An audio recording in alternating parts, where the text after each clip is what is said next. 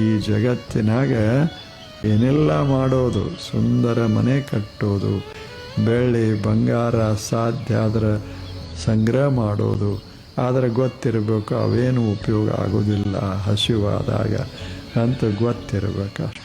4 ರೊಟ್ಟಿ ತಗೊಂಡು ನೀವು ಪ್ರವಾಸ ಮಾಡಿರಿ, ನಿಮಗೆ ಭಯನೇ ಇರೋದಿಲ್ಲ. 4 ಕಿಲೋ ಬಂಗಾರ ತಗೊಂಡು ಹಿಂಗೆ ಪ್ರವಾಸ ಮಾಡಿರಿ, ನಿದ್ದೆನೇ ಹತ್ತುದಿಲ್ಲ. 4 ರೊಟ್ಟಿ ಏನು ಮುಖದ ಮೇಲೆ ಕಳೆ ಮನುಷ್ಯಾಗ, ಏನು ಬಹಳ ಆನಂದದಿಯಲ್ಲ.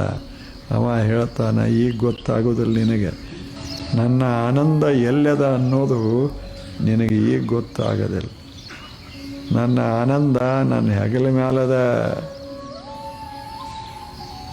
ಅವಾಗ ಆಶ್ಚರ್ಯ ಆಯ್ತು, ಏನದ ಹೆಗಲ ಮ್ಯಾಗ? 10 ರೊಟ್ಟಿ ಅದಾವ.